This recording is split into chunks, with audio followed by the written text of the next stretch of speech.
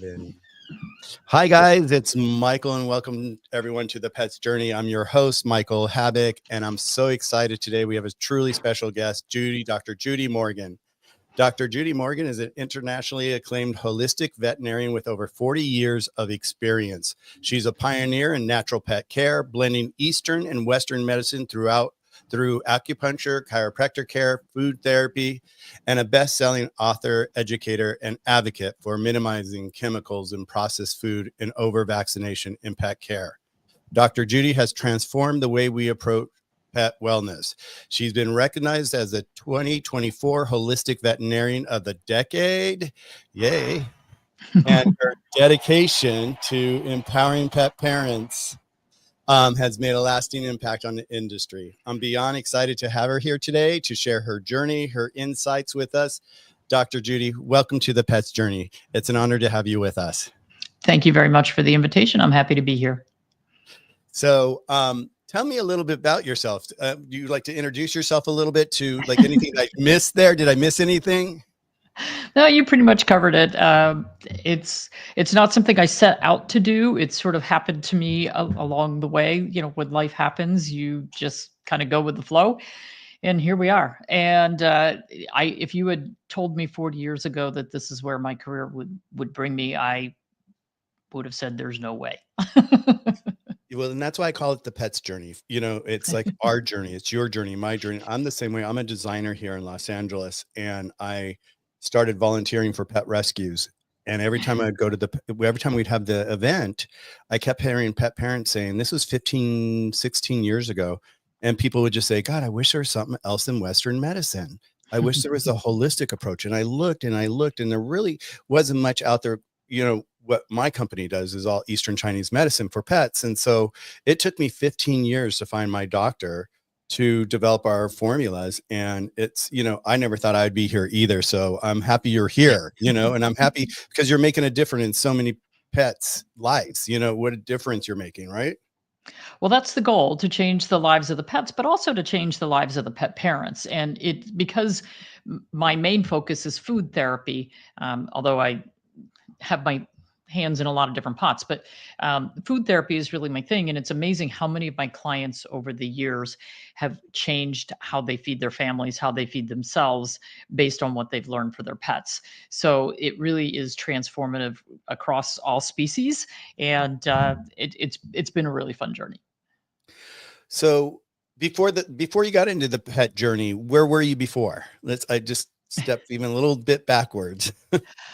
Well, I decided in 8th grade that I wanted to be a veterinarian. And it was because my riding instructor's daughter was an equine veterinarian, and she lived in Canada but came home for the summer to New Jersey. And my show pony was retired and very, very crippled. And even though I couldn't ride him anymore, we wanted to be able to turn him out in the field for retirement with his little pony buddies. And so she offered to do a surgery to take the nerves out of his front feet. And by removing the nerves, then they would be numb, and that would give him relief. And so we did the surgery right there at the farm, and she let me help. And that was the aha moment of, this is what I want to be and do. And so from 8th grade on, I was very, very, very single-minded, very focused. And that was back in the 1970s, mid 1970s. And at that point, it was very difficult to get into veterinary school. And it was still more of a male dominated field, whereas now it's a female dominated field.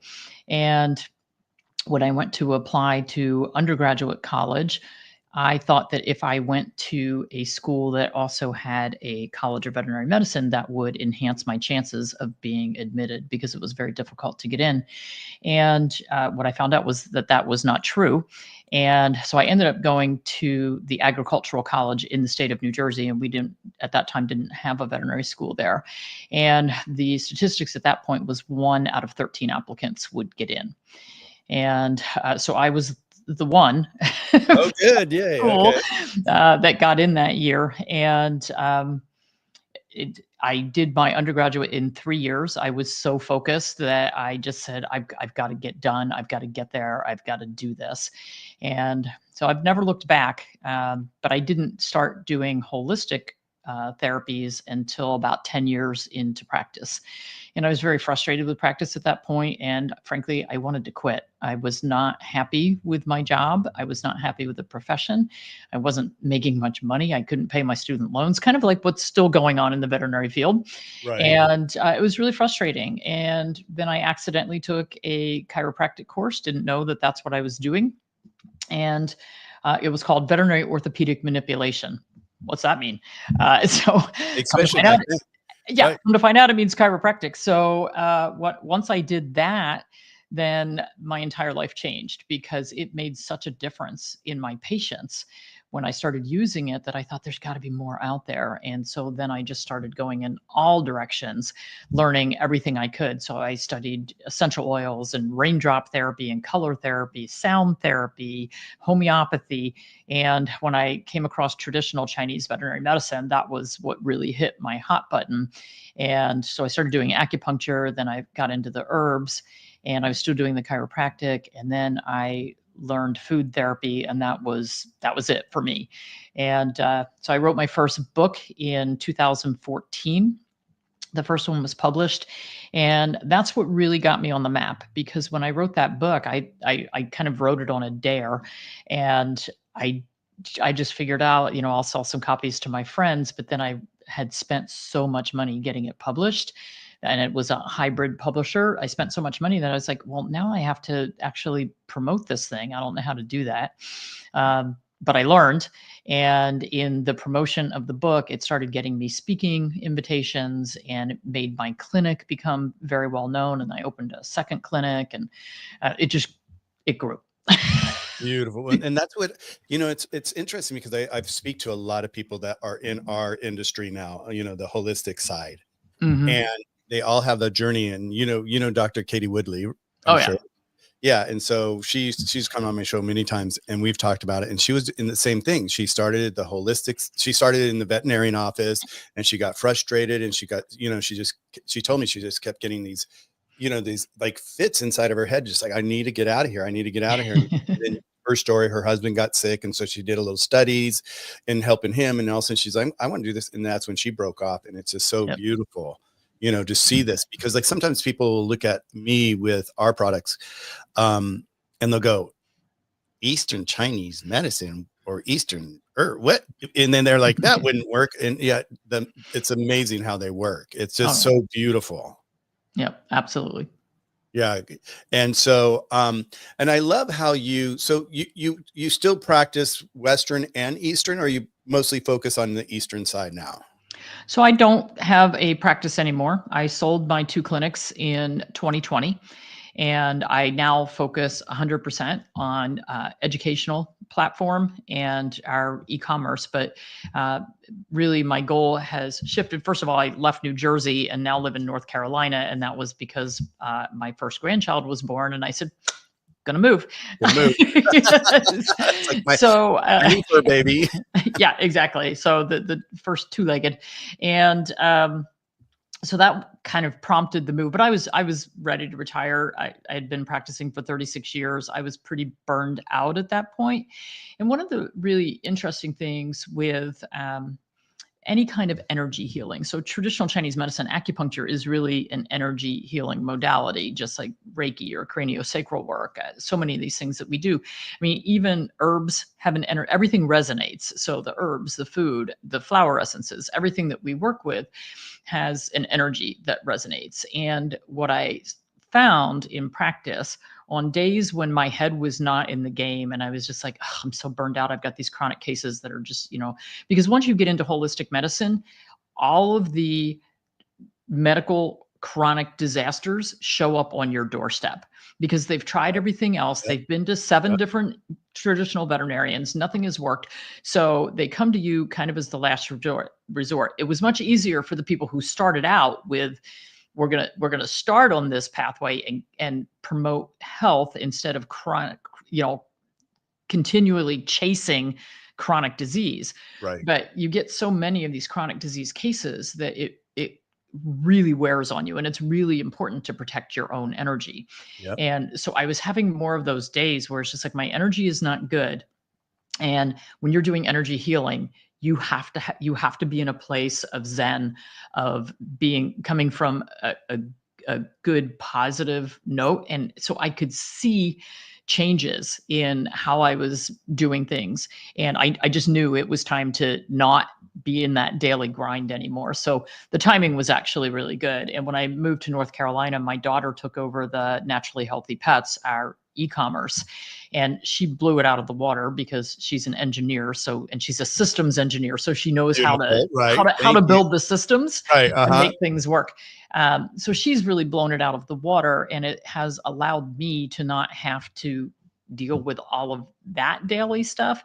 And so really my focus is education and empowerment, because the more that we can educate pet parents, the more we can empower them. And when a pet parent can walk into a veterinary office, when you do have to go there, and know what you do and don't want, it makes your life so much better, and it makes your pet's life so much better, because you won't allow the treatments that can cause more harm than good. And you actually end up spending a lot less time in the veterinary office if you know how to feed them correctly, and what to avoid, and what to do, what to use instead of medications. And so that really, for me, being able to reach millions of pet owners versus the 30 a day that I would see in the office. Right. Yeah. So it's just made a huge difference. And because of that, I feel like I can make a much bigger impact with the educational process. I love that. It's like I was really blessed during the pandemic. There was a website called Clubhouse. I don't know if you're familiar with it. Mm-mm. It was kind of like a podcasting website that you would go on, and you would have rooms, and there would be hosts, and then there would be people that would join your room, and we would talk. And I went in there originally to talk about design, and then I looked over at the pet section, and I'm like, wait a second, there's a pet section here. Let's talk about Eastern medicine, So I jumped over there, and it was kind of like a little bit all over the place, but I just started like hosting it, and they ended up calling me the Oprah to Clubhouse for pets at one point, and I loved it. And I would just grab people when throughout the platform, and one of the persons that I grabbed onto was Ryan Yakima. Do you know him? Mm-mm. Okay, so he's got a great story. He did a lot of papers on pet food. Okay. And that's where I really started getting my education about how bad the kibble is out there, and how bad food is out there. And when he came on and I heard this and he described how they made it, it just like, it ripped me apart. I was like, oh my God, and we can't blame people for feeding it, because they're just following everybody else and doing what everybody else is doing. And but like what you're saying, through food is one of the best ways you can actually help your pet's health from here on out. Yeah, absolutely. Absolutely. Yeah. I mean, it's the same with us. If we, when we're feeding those highly processed foods, like the kibble that's cooked at high heats multiple times over, it's basically devoid of nutrition, which is why they add in the vitamin, mineral, chemical mix. Yep. But if that is all that we ever ate, highly processed foods, our health would be horrible. And we see that. I mean, human health in America is horrible. We have an obesity epidemic in people and in our pets. And we have chronic disease epidemic in people and pets. And it really stems from the root of all evil is this highly processed food. And so we really need to get back to raising our own food, or shopping in the produce section. Yesterday I went to the grocery store. I've been away from home for 3 weeks, came home. I'm like, oh, I've got it. I cleaned out the refrigerator and said, okay, time to go shopping. And our grocery cart was literally overflowing with fresh fruits and vegetables, a few packages of meat, and nothing from the interior of the grocery store. Yep. And, and then when you go through the checkout, they kind of look at you like you're a little bit crazy. Like, oh, you only shopped in one section. Yes. Yes. It's the only section you have that's healthy, right? Exactly. Yes. Yeah. So, food as medicine is so important. What do you think is the biggest mistakes with pet parents? We're talking about it, and I know this is what we're talking about right now. What do you think is the number one mistake people pet parents do with their pets with food without diving into Feeding it? kibble. Feeding Yeah. kibble. Yep. Kibble is absolutely, it's highly processed. It is really devoid of nutrition. They have to add it all back in. It is highly contaminated with euthanasia solution, with proteins that are not listed on the bag. We've had tons of recalls for excess vitamin D, for thiamine and B vitamin deficiencies, for euthanasia solution in the food, for toxic molds in the food. There are just so many problems with it. And for cat owners, cats are obligate carnivores. Kibble is at most, maximum 28 to 30% meat protein. The rest is all carbohydrates, and that's not what our cats are meant to eat. That's why we have so many problems with urinary tract infections in our cats. It's not even infections. They make crystals and they make sludge in their bladder Yep. because they're desert animals. They don't drink very much. Like my cats are on a raw diet. I never see them drink. They get all their moisture from their From food. food. Mhm. Whereas if you have a cat who's fed kibble, you're going to see them at the water bowl, and actually you should see them at the water bowl a lot more because they're not eating what is species appropriate. But we see the same thing with dogs. And so when I get clients who come on board and they switch from feeding kibble to feeding either a gently cooked or a raw food, just a really high moisture food, then I get these panicked messages from people. Oh my gosh, my dog isn't drinking any water. And I'm like, he doesn't need to anymore. You get so used to seeing them standing at the water bowl to the water bowl being emptied all the time. And then all of a sudden it's like, oh my gosh, look at that. And what you're picking up in the yard decreases in volume by about half, decreases in odor by about 90%. And so I think once we convince people that feeding fresh whole foods is the way to go, it doesn't take very long. Within a couple of weeks, you're going to see major changes in your animal's coat, in their energy, in their chronic diseases are going to start pulling back. And so once people see that, then you can't unsee it once you see it. And so then it's like, oh, I get it now. But it's just very hard. Over 90% of the population feeds dry kibble to their animals. Yep. And it's marketing and advertising. The companies that make those foods have huge advertising budget because they're billions. Their sales are, they're $1 billion companies. And when we look at the smaller companies who are doing things the right way, they don't have the advertising dollars. You're not going to see them on TV. You're not going to hear about them, in magazines and that sort of thing. So it's much more difficult for those companies to get the word out there. But we're trying hard. Yep. Yep. We are. That's my big thing too. It's like, I'm always like, because Ryan really, he said, like, if you look at the packages of kibble, most of it's just puffery, and it's just a bunch of like they have to add all that extra stuff just to get it onto the shelf. And it's just like, and he always talked about doing the poop test. Is if the poop's like really, you want it to be kind of like medium firm. You don't want it to be mushy and, bloated and all that, because that just shows you what's going in and coming out. Yeah. We sell our products only in independent pet stores, and we vet them. We have a meeting with them. We make sure that they're in alignment with the whole holistic side, the Eastern side. And it's been amazing for us because we actually have had a couple big boxes come to us and we said, no, we're just not your product, because It's like, you want a group of people that are actually going to understand your formulas and actually be able to share them with the pet parents properly. And one of my pet stores owners said to me, he goes, Michael, I have to tell you something. He goes, and this was interesting because you said, like, our goal is like pet parents. Let's get our pet parents happy. Let's have them have a successful life with their pets, because, a lot of focus is on all the advertisements about the pets with all these companies versus the pet parent. Right. And one of my stores called me and said, Michael, I have to tell you, he goes, I can't believe what your formulas have been doing. Our pet parents are coming in and they're so happy. And he goes, and the weirdest thing, and he goes, I've never experienced this in the 30 years I've had pet stores. He goes, I've never experienced this where not only are our pet parents are happy, but my employees are happy because the pet parents are coming in and they're so excited. It's making them excited, and they know that they're making a difference. And that's the whole magic, is when we start to see it trickle down to the employee, we're onto something. We're making a difference.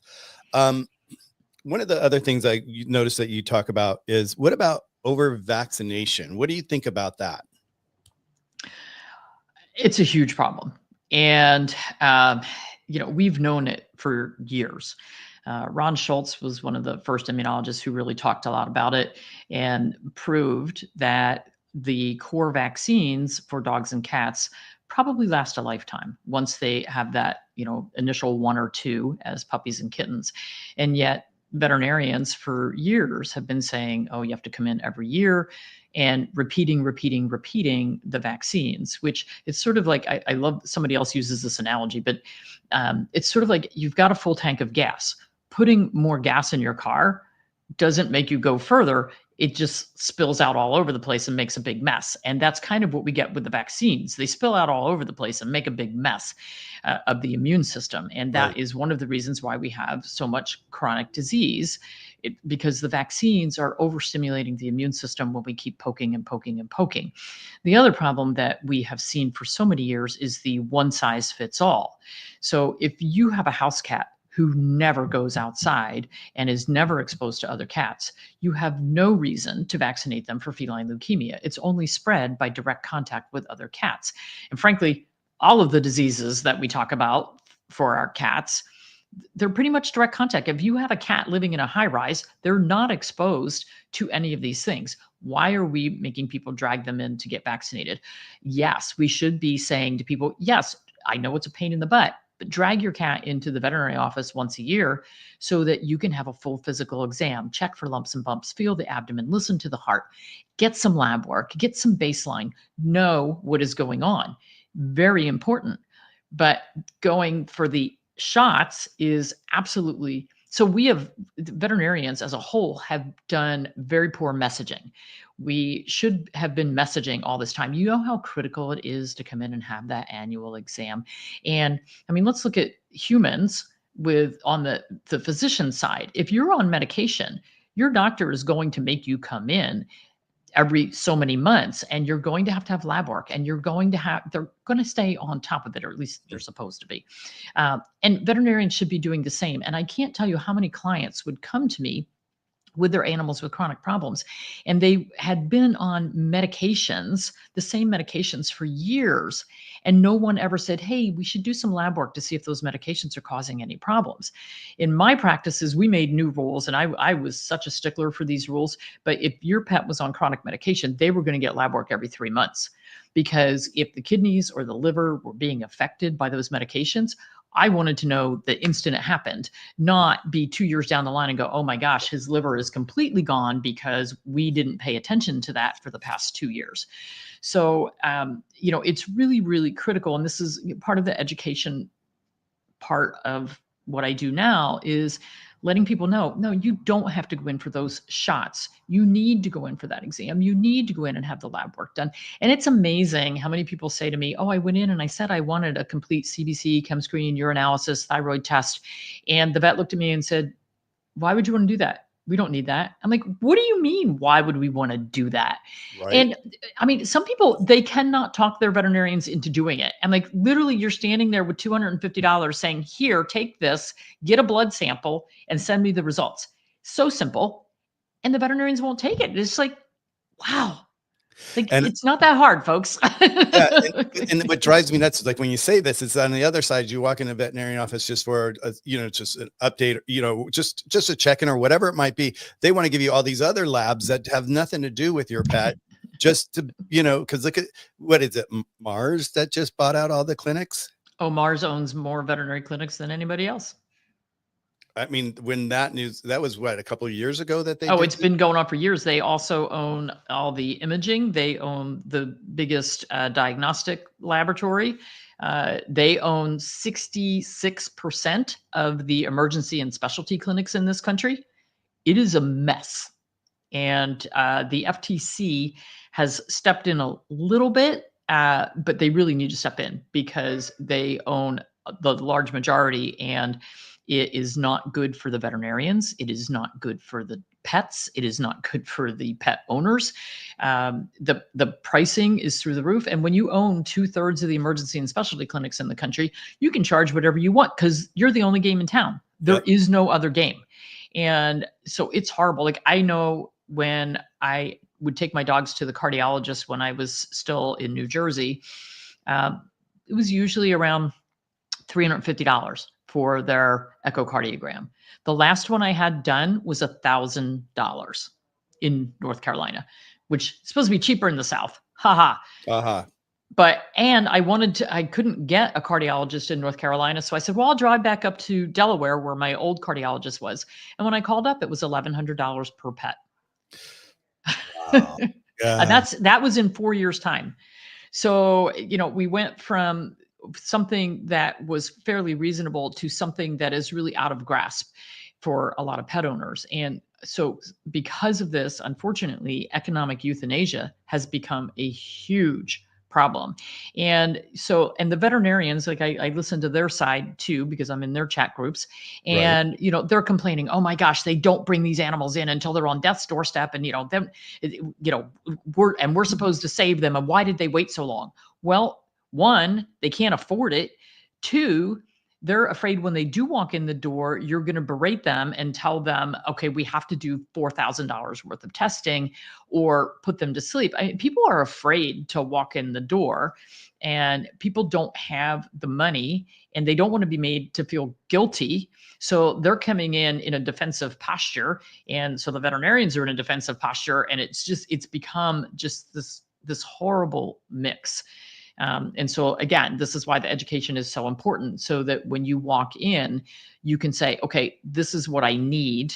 This is what my budget is. Like, you need to know how to have that conversation. You need to be able to, there's nothing embarrassing about it to walk in and say, look, I only have $200. What can we do? What can we find out? What treatment can we do? Whatever.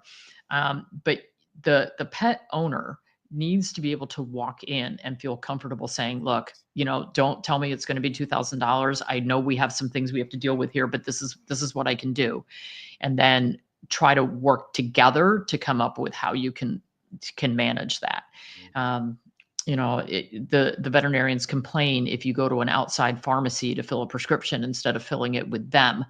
Well, if they're marking something up triple and you can go to a low-cost pharmacy and get it for a third of the price, then that's going to help treat your animal. And so, both sides need to understand where the other side is coming from, and we need to meet in the middle, without making each other mad. Or crazy, right? Well, and you talk about that. You said earlier, like a lot of people, like with us, sometimes I see people come as the last resort. They're like, oh my God, this didn't work. And they come. I had a lady just the other day that, we have a product called Eat, and it's an appetite gut stimulant and balancing for the gut. And she's like, well, my dog's not eating. And I'm like, well, let's talk about what you've been doing, with your puppy that you got. And she had rescued the puppy, and she goes, well, at first and she was from the South. So I kind of throw in the South comes out of me when I say South, she's like, well, I just started, we were on table scraps, and she just loves the table scraps. And now I put down the kibble. She won't eat the kibble. And I'm like, smart dog. I'm like, she's a smart. That's exactly what I said to her. I'm like, she's pretty smart. I said, I think she's not eating because she's in protest. I don't want you to be buying our formula, forcing her to eat kibble. I want you to, maybe look at maybe different options for her food. She goes, nope, I like kibble, and it's just easy. I just put it down. I leave it there all day. And I'm like, well, you shouldn't leave it down all day. They need time to digest and go through that proper relaxation and before they eat the next meal. And so it's like bringing this information to people all around the world even is really hard sometimes, because they're so stuck in these avenues of like, this is what I grew up with, this is what I know, and this is what should be. And it's like, that's not the case any longer. And there is definitely the convenience factor and the cost factor. Yep. But when you look at food, like if you can buy a 50-pound bag of dog food for $20, that should tell you something right there. Yeah. Like, what's the quality of what's in there if it's only costing 20 cents a pound?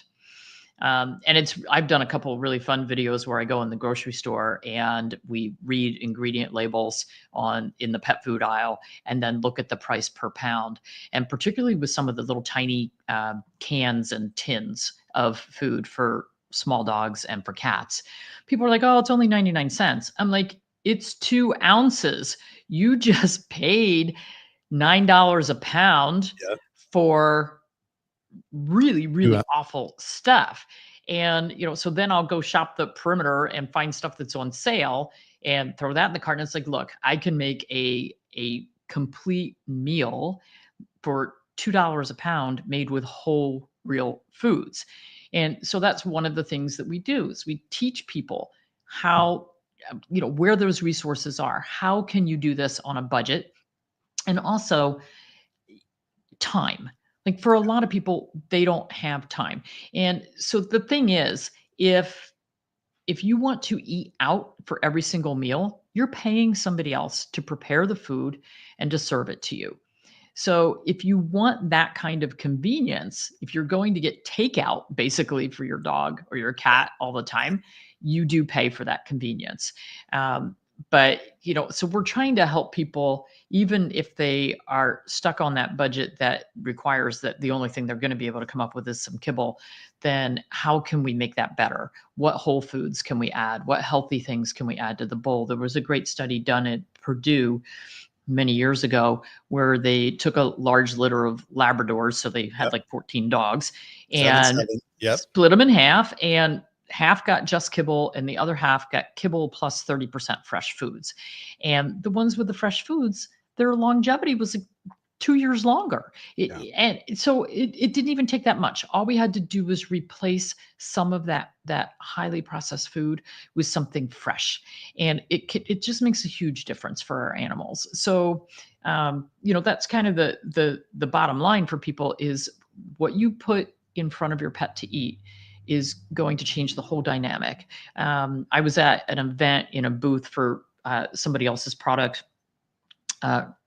fairly recently, and the people working in the booth, most of them were feeding a very popular name brand kibble. And so one by one, they were coming over to me and saying, "Oh man, I just can't get rid of my dog's ear infections." I'm like, "What are you feeding?" And then they tell me, and I'm like, "Well, this is an easy fix, folks. I got an answer for you. Like, if we get rid of the kibble, I guarantee you the ear infections are going to clear up.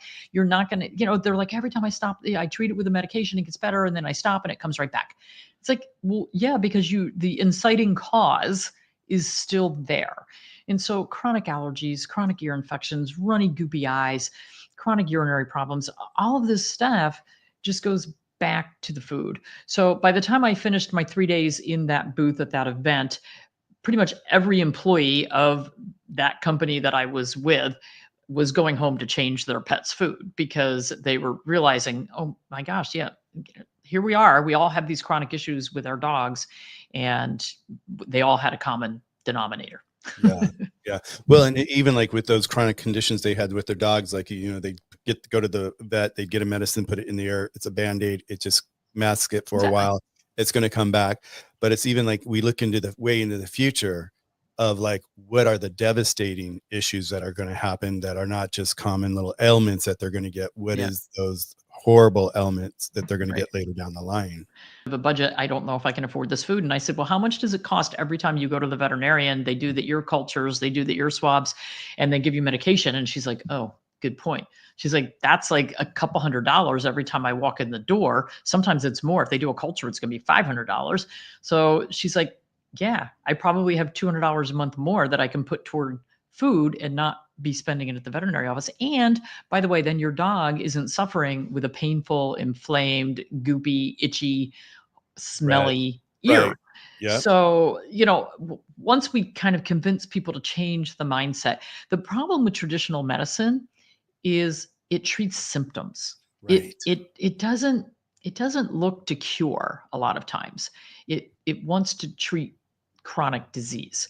I mean, look at the money behind medicine, whether it's people or animals. The money behind it is big pharma and big food. And what does big pharma want? They want to keep you ill so that you keep buying medication. And my dad had Parkinson's disease, and he was of the generation of if the doctor said you needed it, you needed it, and you did what the doctor said. And he was on 30 different medications. And my parents moved in with me, and every time my mom would take him to the doctors, she'd come home and say, "Oh, they want to prescribe this." And I'm like, "You didn't fill it yet, did you?" "No." I said, "Good. Let's go look it up. And so, we'd go look up the drug, and I'd look at the side effects, and I'd look at the interactions with the other 10,000 things that were on board. And I'm like, this is not a good mix.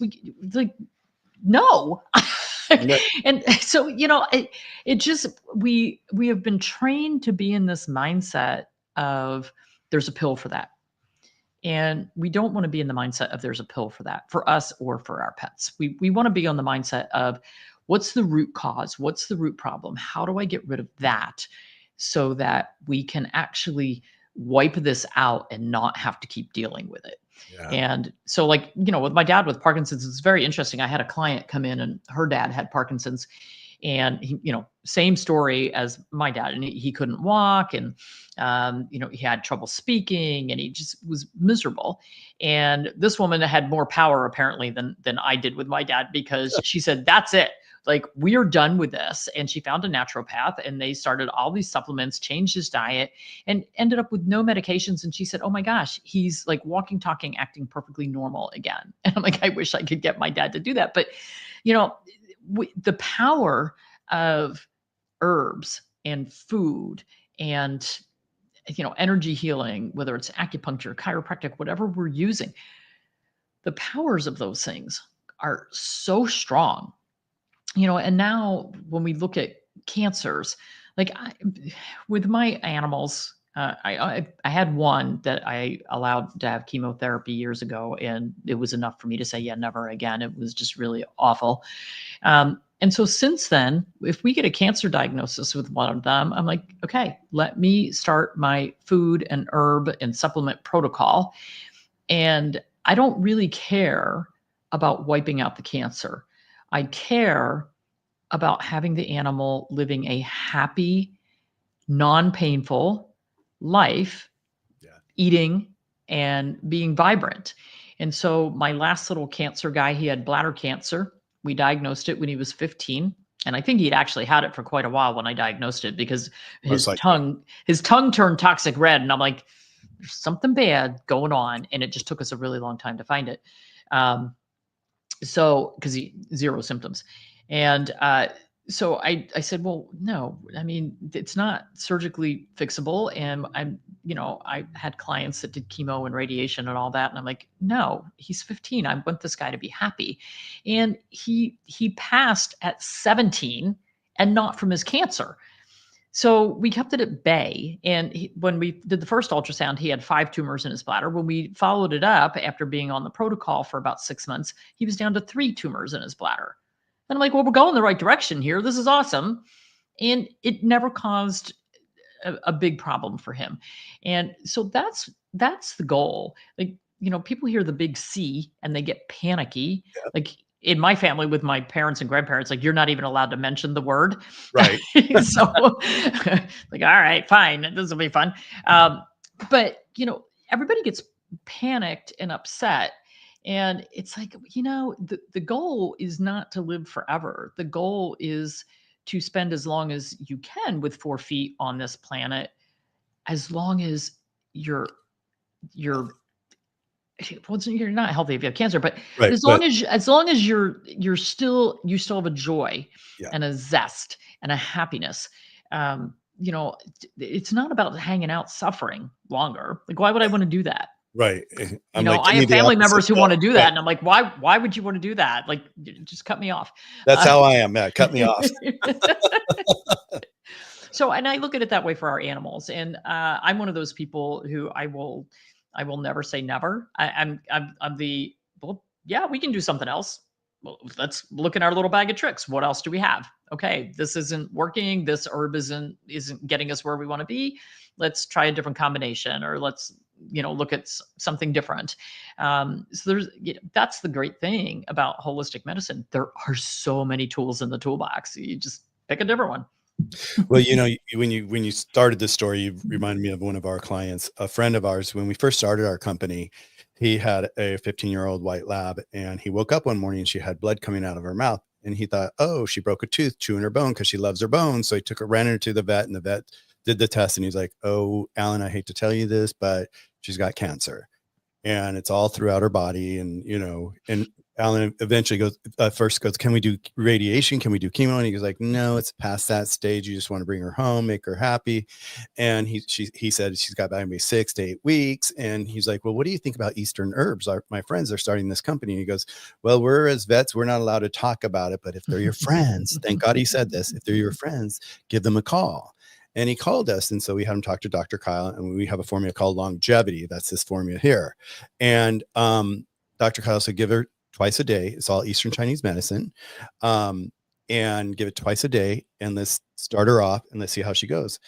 Well, within 2 weeks, she was running around like a puppy. And Alan's like, I don't see that she has cancer, almost, And like you said, and what we, how I look at it, it supported her immune system so strong that it just put it at bay. Like you said, it just kind of like, it didn't allow the attack to happen so harsh, Right. and she ended up living 1.5 years longer than the There you doctor at go. least expected, and it was like, and he did, what was crazy is like, he left for a vacation. He gave Maggie to his mom and dad and gave the longevity and said, okay, give this twice a day.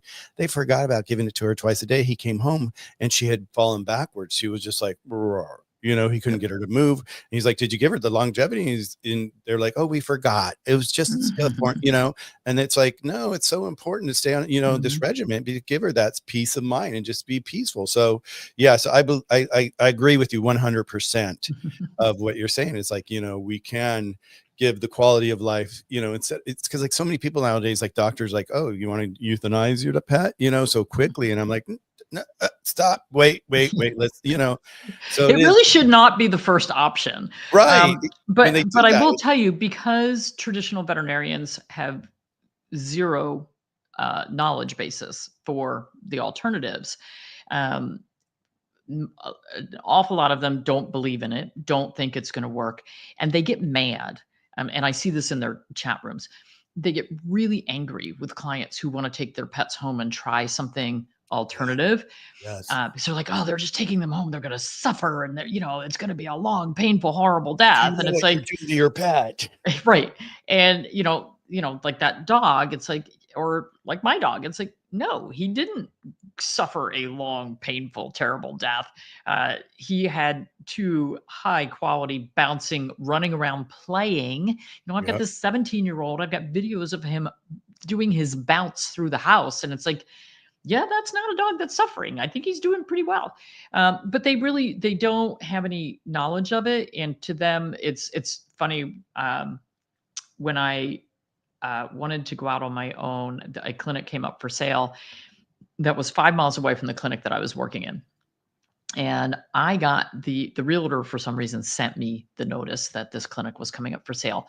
And the person that I worked for did not get the notice. And I was like, oh man, I've been here for 5 years. I've got all these clients who follow me. That would be so awful to go open up 5 miles down the road. I didn't have a contract that I couldn't do it, but I just morally said, oh, that would be terrible. So I went to him and I said, hey, I just got this notice. This clinic is 5 miles down the road. We're bursting at the seams. I think we should go look at this. We should buy this practice. And then, we'll just have 2 locations. And so we did it. And we worked together. We were co-owners of the second clinic for 10 years. And at that 10-year point was when I was really getting into the acupuncture and the chiropractic and doing all these other things.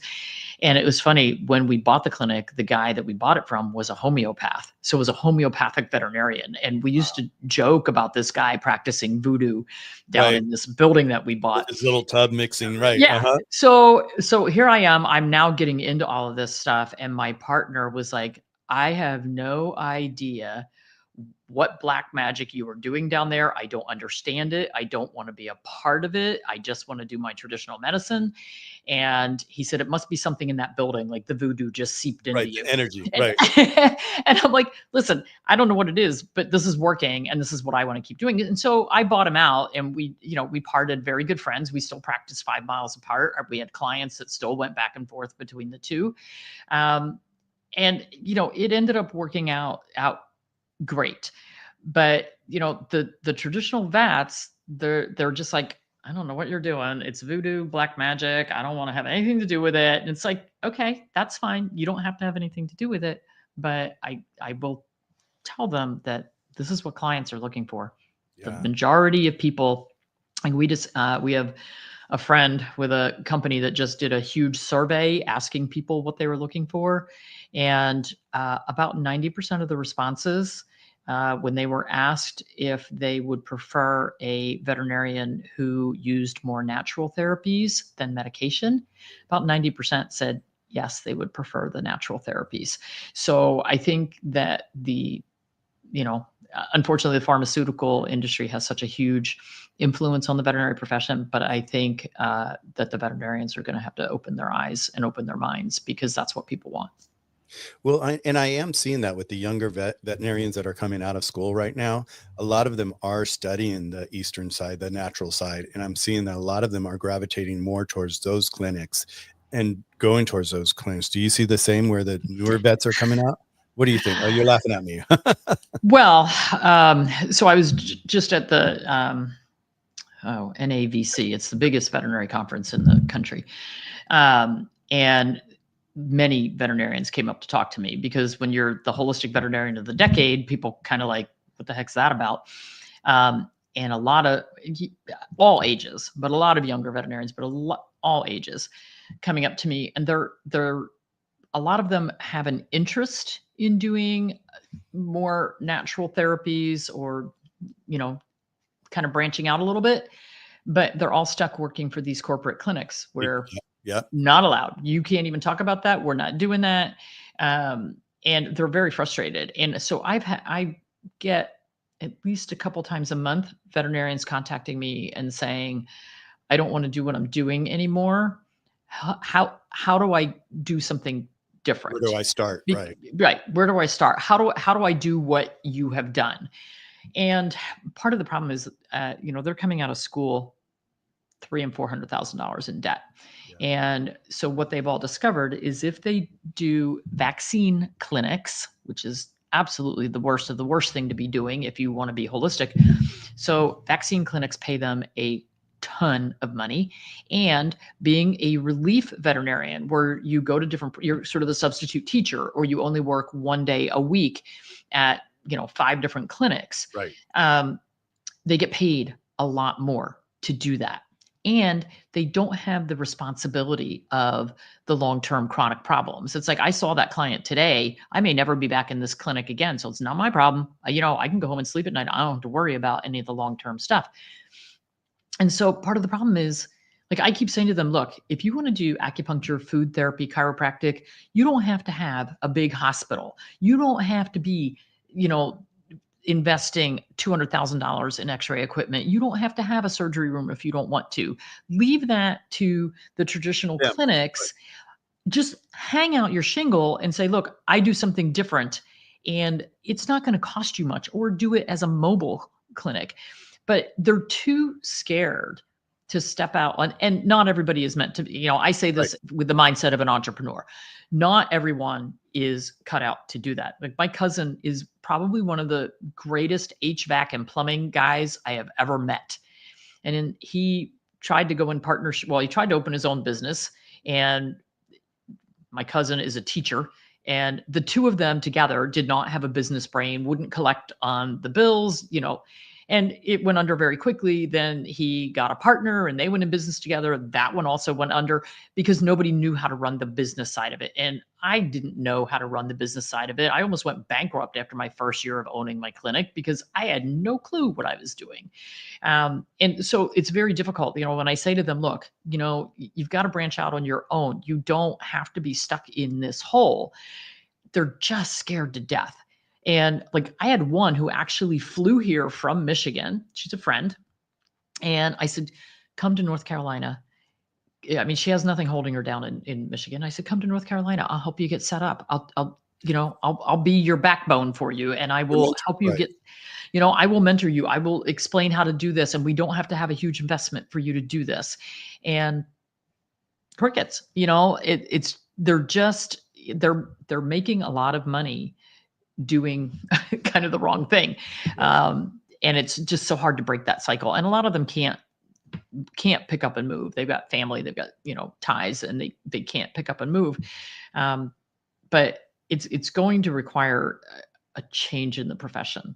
We're at a crossroads, and it's not a good one right now. Yeah, I see that.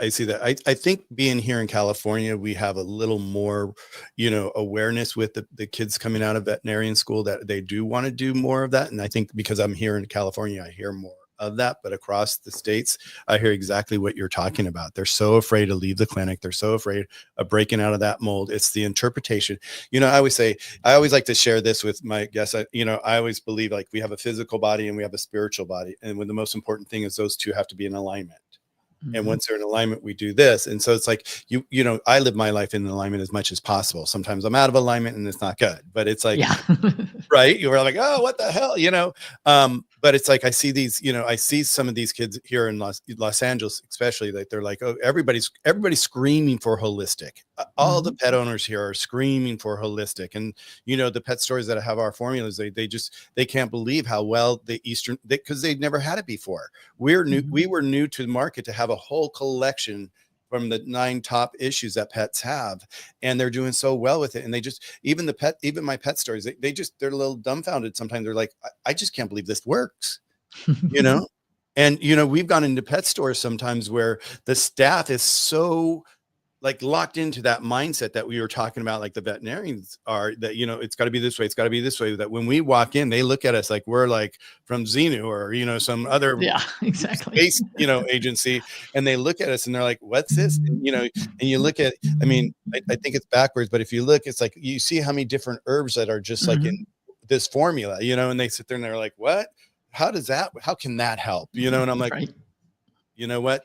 The Eastern countries, they've been doing this for thousands and thousands of years. That's the thing. It's been working for a long time. And it's interesting, when I went to China to study, there you have 2 choices for people. If you're sick, you can go to the traditional Chinese medicine hospital, or you can go to the Western medicine hospital. We got to tour one of the traditional hospitals, and they got hundreds of people lined up on their little cots, all getting their acupuncture done. So it's very, very cool. But unfortunately, the mindset in the veterinary field, for the most part, is that this stuff doesn't work. And those of us who have seen how well it works, it's kind of like, wow, just open the mind a little bit.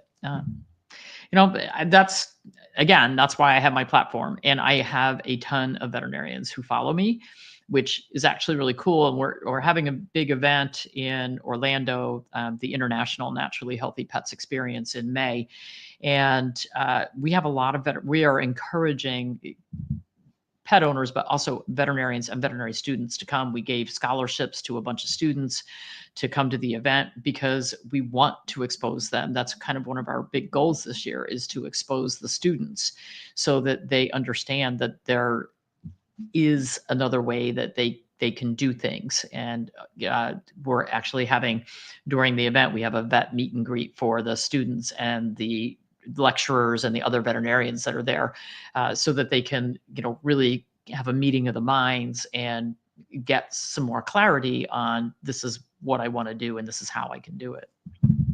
Well, and it takes people like yourself having this platform, like Katie Woodley. There's like, I've worked with so many of them, spoke with so many of these people like yourself, that it's just like, I appreciate what you're doing, because it's, when you first started, it was such a uphill battle, and it's still an uphill battle.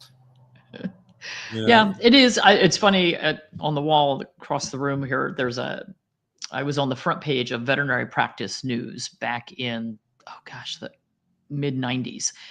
And the article, it's a picture of me doing acupuncture. It's a big newspaper article. And it says, you were holistic before it was cool to be holistic. And, again, I didn't set out to be that. It's just, I discovered it and it was working. And so I just kept getting more and more and more into it. And with our clinic, we were integrated. So, I did a ton of surgery. I love surgery, did tons of diagnostics. And we would have a small percentage of clients who would just walk in and say, yeah, I don't want any of that voodoo stuff. Just give me a pill. They would make me a little like, I could fix this, and it's like, okay, I'll give you the pill. It's not going to solve the problem. You'll be back. or you're in the wrong place. Maybe you want to try the clinic up the street. But the majority of the clients were pretty holistic. And then, I always say there's a time and a place for drugs or Yeah. surgery, or I'm not an anti-vaxxer. I'm a realistic vaxxer. I'm not anti-drug, but like the overuse of antibiotics is crazy blown up, and that's why we have so much antibiotic resistance in this world. So overusing antibiotics on our animals is not only affecting them, but it's also affecting us. The overuse of the flea and tick chemicals, well, every single river in Europe is contaminated with fipronil. It's when we test the hair of children in France, they come up with all these flea and tick chemicals that's embedded in their hair because it's in the water. And so, we are damaging our environment, we're damaging our children, we're damaging the world. And I think that I don't think you could talk to any veterinary student who would say, "No, I just want to go out there and make the world a worse place." I don't think anybody believes that. And I think if they really understood the damage that's being done, they would definitely look at things differently. Yeah. Wow. That just, when I hear that, and I know that where our grounds are just getting filled with all these chemicals, and it's, from all industries, and it's just horrible. And I've always said that, it takes a team. We need a team, and a vet is part of our team. Where, we never say, get rid of your vet, no, Right. your vet is needed. That's a team Oh player. yeah, When the absolutely. time's right, you need him. What we Mhm. do is not going to help you. If they break their bone, our formulas are not going to help you. You need to go to Not your gonna vet. fix it. Not going to fix it. Um, I know we've got a few minutes left here. I got two more questions for you.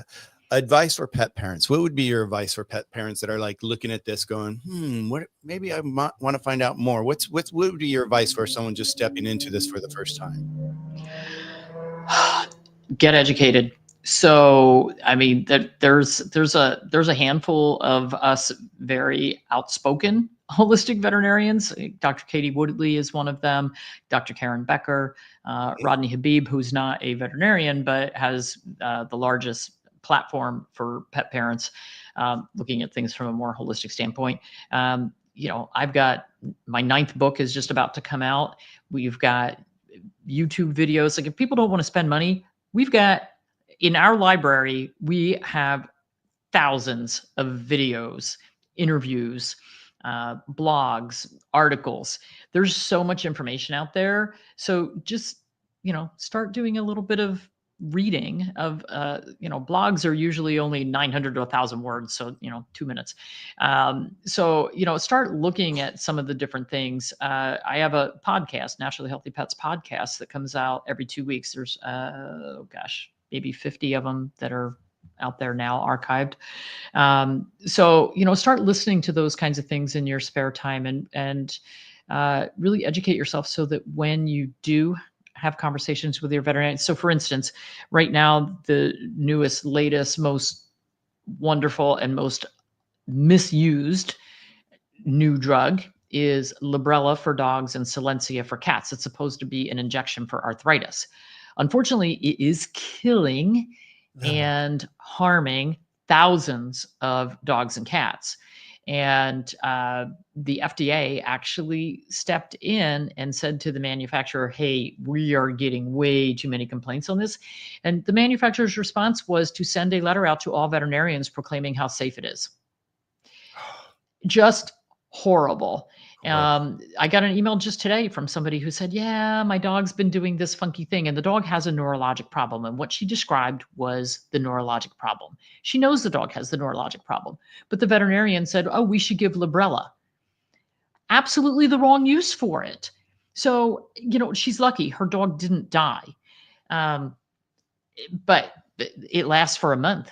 And some dogs die with the first injection. Some of them don't die until the 3rd or 4th or 8th injection. And it's like, as a pet parent, if with the flea and tick, the pesticides that we're feeding to our pets, we're injecting into our pets, how much guilt do you have to carry with you for the rest of your life when you say, I fed him that pesticide and it killed him, I didn't know.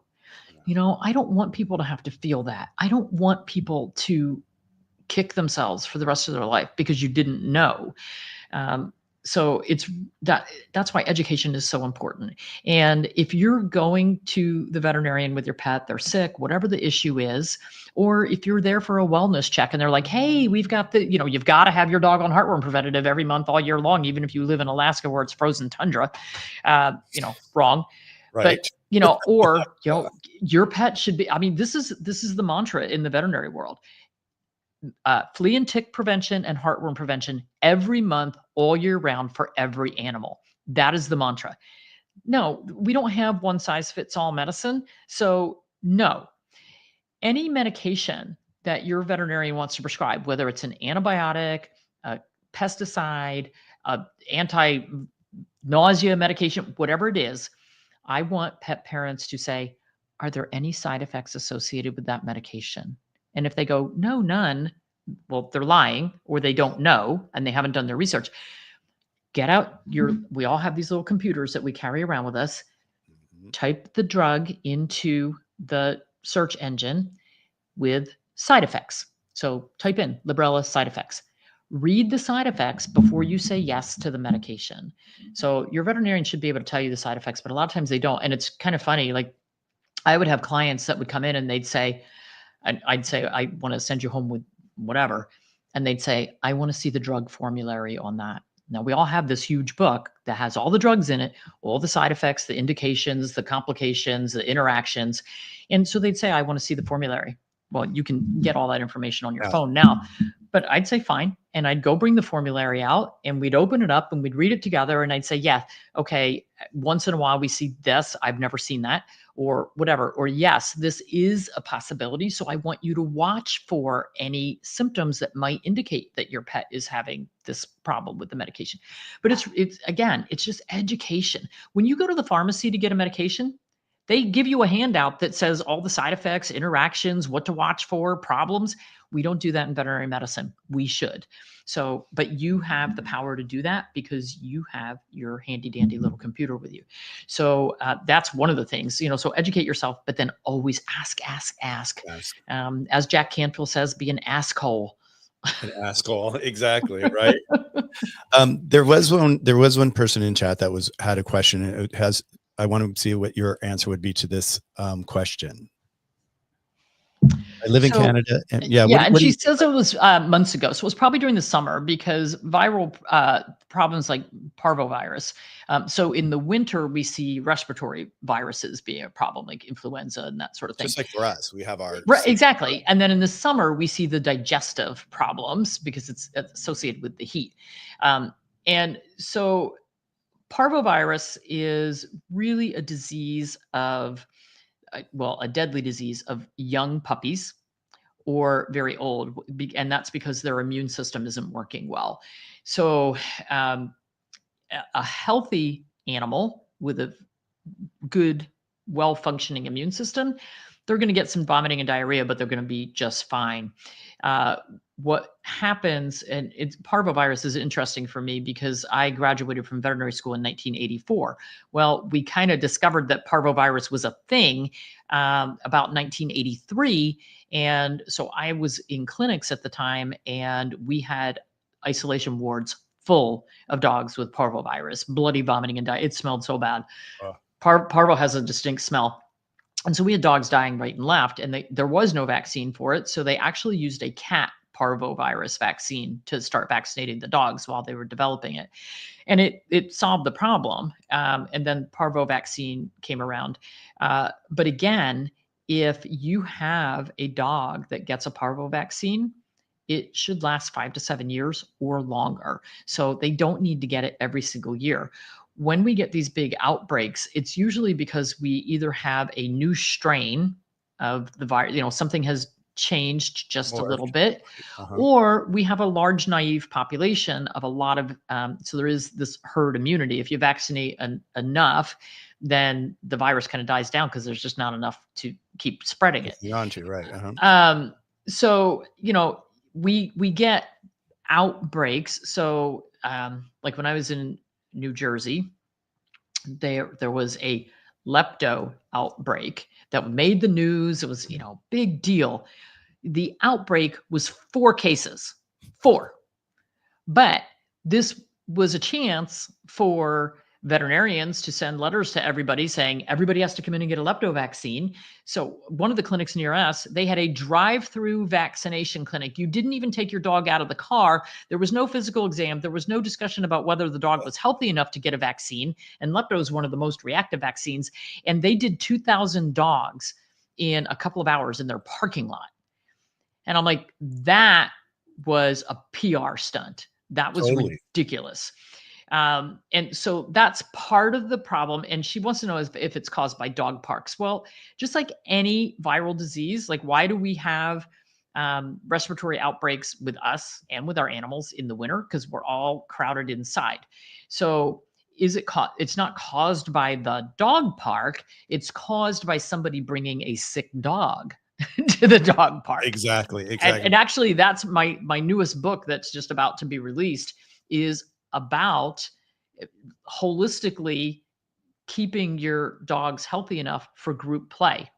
It's called Naturally Healthy Dogs Unleashed, and it's about having healthy dogs in group play so that they don't come home with all kinds of issues and problems, and how you as the pet owner can contribute to making it a safe space, and how the owner of the dog park can contribute to making it a safe space, because it is a huge issue. Most veterinarians hate dog parks. I used to hate them. I still hate the bad ones. If you put up a chain link fence out in the middle of a hot, Desert, sunny right. field with a bunch of dirt, that's not a good dog park. So be very choosy. Yeah, I actually, when I was doing the clubhouse, I'd done over 400 rooms in clubhouse, and I, slowly trying to upload those rooms because I had such great people. One of the ladies I had on there was Beth Zimmerman, and she's in the East Coast, and her concentration is making healthy dog parks. And that's her dream. And that's what her passion is. And she's just out there, and she's going city to city saying, let's change the way dog parks are, Exactly. today. Yeah. Yep. So yeah, I love that. I personally have a really quick question for you before I ask you my last question, if you're okay with it. People always ask this question to us. What about vaccinations, or not vaccination? What about getting your dog spayed or neutered, or your cat spayed or neutered? At what month point now? Because that's changed the last few years. We keep hearing, oh, you shouldn't do it before this time. And before, they used to do it like within so many weeks or something like that. What's your thoughts on that? So cats are totally different from dogs. They're not small dogs. Cats are a bigger problem with mammary cancer. So we do recommend spaying and neutering cats between 10 and 12 months of age. Most people can't stand the smell of male cat urine, unneutered male cat urine. So that's one of the big reasons. You have to neuter your cat so he doesn't spray. That's a bunch of malarkey, because I've got spayed females who spray everything. So that's not the reason we're spaying and neutering. But for the female cats, they are really prone to mammary cancer if they're not spayed. So we do recommend getting them done. But I do like to let them go through some heat cycles. And they'll usually start that at 6 or 7 months, but somewhere around a year. And for the males, we want them to be 10 to 12 months as well, so that we get good development of the urethra, so that hopefully help with urinary problems. We don't have conclusive evidence on that. But for our dogs, we now have a ton of evidence showing that leaving them intact is much better, particularly for the large breed dogs. And 2 or 3 of my books have a ton of information, the Raising Naturally Healthy Pets and Keeping Your Pets Naturally Healthy. And also on the website, we have a ton of information for alternative sterilization techniques like ovary sparing spays, tubal ligation, vasectomies for the boys. Not all veterinarians will do those, but there is something called the Parsimus Foundation. Our veterinarian, I don't have a license in North Carolina, so we go to a veterinarian. And we told her we wanted to have a vasectomy done on my daughter's large breed dog, and she had never done one. And I said, well, go to Parsimus Foundation, watch the videos. We'll come in and we're going to film it. And she was great. Like, Oh, she had beautiful. never done one, and she was so brave and so sweet and wonderful, and had me watching over her shoulder, and she did it for us. So, veterinarians can learn to do it. It's some of them don't want to. They're starting to teach the ovary-sparing spay in some of the vet schools, but for cancer prevention, for arthritis prevention, those hormones are actually really, really, really important. Yeah, we say that all the time. People don't understand. They don't understand it. That's what it Yeah. is. They just don't Well, understand. because I mean, when I was in practice, it was you spay at 6 months. You don't let them go Yep. into heat. Yep. I started changing that my last few years in practice because we had so much more information. But is what it is. I have my first intact dog who's 3.5 now, because I was always brought up in and taught, we spay and neuter early, and we didn't know the effect, but then they did great studies in Rottweilers and golden retrievers, and now it's like, oh crap. And so again, it's, you don't know what you don't know, and now we know. Yeah. That's learning. Yeah. Like you said, number one, just pull out your little computer and find out. Do Yeah. your research. Everybody do your research. Okay. My last question. Your mission going forward, where do you see yourself in the next 5 years, 10 years? Well, I'm supposed to be retired right now, so I would like to say I'd actually really be retired, but I don't think so. Thankfully, I have a big team here now at Naturally Healthy Pets, so I've become more of the talking head, and I love speaking. So I would hope that I would still be speaking. I mean, I just got back from speaking in Malta. I had to look up where Malta is. It's this little Right. tiny thing in the middle of the Mediterranean. It was not easy to get there and get home. So I would like to keep doing that. I would like to keep developing products. I'd like to keep writing books. I'd like to keep educating. I don't think, I know that I never stop learning, and I think that I have to help other people keep learning. Yeah. So I kind of don't see a whole lot of change. I have a 23-acre farm with a bunch of animals. I would love it if I could figure out this whole farming and raising crops thing. We're working hard at trying to figure that out. You're killing me. You're killing me. When you said that, that's where I see myself. It's on a farm with a large acreage with pets, and even maybe a little rescue center on the side or something like that. Just, Yep.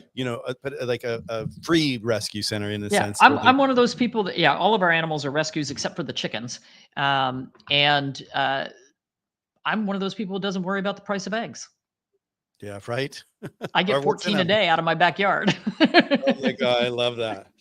Well, I want to say thank you so much for coming on my show today. I really have appreciated this. You just, when I heard about you, I studied you a little bit, that's what I do. And it seemed what you're doing is just exactly where I like to be, is like giving this information out, helping people find the answers, helping people get educated, and know that there's a different way to be able to treat your pet these days. And, don't be afraid to venture out to go holistic. So with that, Dr. Judy, once again, it's been an incredible conversation. Your passion, your wisdom, and your commitment to holistic is obvious. It's right there, and it's so inspiring, Thank you for sharing your journey with me today. I really, really appreciate it. And for everybody that's watching, all her information is down below in the description, so you can find her contact information.